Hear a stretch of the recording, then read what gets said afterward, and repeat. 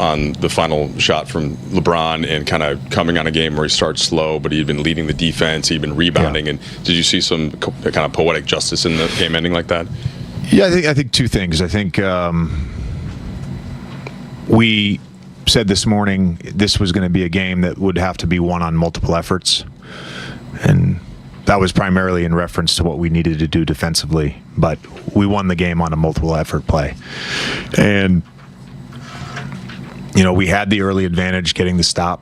I think the 42 seconds, even though we didn't score on that possession, we essentially got a 2-for-1. So we were, as long as we got a stop, we were going to get a look at it. And because we had an advantage, they were in scramble mode, felt really comfortable just letting those guys play. And Bron just made a huge play, and I think it's another great example, where he doesn't necessarily have it going early and got off to a slow start offensively. He was so good defensively. He was so good on the glass for us and really led us on that end, and then takes over in the fourth quarter and then gets rewarded by the basketball gods because he didn't let go of the rope and didn't stop competing. Sure, there were moments tonight, I'm sure, where you didn't quite see what you were looking for, but it seemed like for the most part of the game you did, and kind of getting back to that, to what you were looking for. Did you feel that way, and then putting in kind of on wax like that? Way more good than bad. We did like four of the dumbest things I've ever seen us do all season. I already told the guys that. Like nonsensical stuff. You take those plays out of it, like everything else, we played well enough to win the game. And that was 11 points they had, and it was all 3 onside out of bounds in the first half and 1 at the end of the third quarter. Just nonsensical, lack of awareness plays. Outside of that, when we were able to set our defense, I thought we were great in the half court. The turnovers, when you have a live ball turnover against this team, it's basically just put points on the scoreboard for them. They're just so good in transition when you turn the ball over. I thought in the first half there was a lot of early offense for us where we were playing with some thrust and pace, particularly in that second quarter. And then in the second half, it was more about execution, and when we were able to stay calm and execute, we got really good stuff. And truthfully missed a bunch of wide open shots and had some shots at the rim that we didn't convert. But I thought our process, outside of some sort of early offense, no pass possessions, I thought our process in the second half offensively was great. You guys had lost 7 out of 10. You admitted to us the other night that we're going through it a little bit. Your guy, Rui, had been missing for almost 2 months. Hits back-to-back threes. You go up 6 in the final 2 minutes.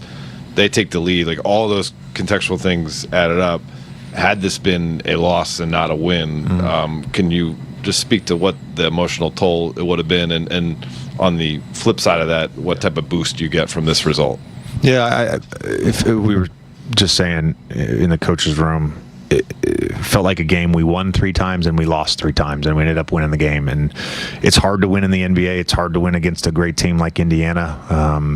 Frankly, they don't ever get talked about enough nationally. They're a phenomenal basketball team. Rick is a phenomenal coach, and they're going to be a tough out in the East again. For our group to get 2 wins against them, that's given our struggles against the Eastern Conference. We're really happy with that. And I think Rui just, again, getting back in the groove, getting some confidence from tonight. Thought he was shot ready in the first half, and those 2 threes were huge. And frankly, we don't win the game without our bench tonight. Vando leading the charge there with the plus-minus. But regardless of what the plus-minus looks like, I thought those guys gave us an intensity and an effort that bled through the entire group. JJ, LeBron's done a lot of stuff in this league. He had never played a game where he hadn't made a basket through 3 quarters, in which he played the third quarter. What was sort of his demeanor like as that happened? And did it tell you anything, not that it needed to, about his commitment to winning, that he was still engaged in all the other facets? Well, I think certainly there was a level of frustration from starting whatever it was, 0 for 6 or whatever it was. we missed them early on some early offense seals against smaller players. I think we missed them 3 times in the first half. And sometimes when you're not in the offensive flow, just getting the ball at the rim, scoring a layup, getting to the free throw line, that can really get you going. So we kind of missed out on some opportunities to get him going earlier. Showed the Lakers sitting in that 5 spot. They're half a game out of 4, the Memphis Grizzlies. A game behind the 3 seed. You see it. 3 games out of the 2. And 3, of course, ahead of the place they don't want to be, the play-in tournament. Here's JJ on Austin Reeves continuing to adjust throughout the season. Yeah, it says a lot about him as a person. It's not easy night to night to have your role change, and I think I see a lot of myself in him, to be honest with you, not just because we're white, guards in the NBA. We're both apparently. But no, the way that he's able to just figure it out on the fly, and I always say, there's a lot of guys whose role is and what they're asked to do game to game. From game 1 to game 82, it doesn't change, and that could be a guy like Vando. It could be a guy like LeBron. We're not asking those guys to change how they play. Austin's had to do that from a function of the different iterations of our team, and he's adapted on the fly extremely well. For those of you wondering what JJ said, go read his lips or look up this thing called the internet, and you'll find out what he said. They told me I wasn't allowed to say it. It's my favorite word. The adaptability of Austin Reeves. How impressive has it been? Just think Richard. I like that. Think Richard. His adaptability, the evolution of him, specific to this season. What's impressed you most about Austin? I think in particular, if he actually is a Richard like that, that he's still willing to adapt is quite impressive. I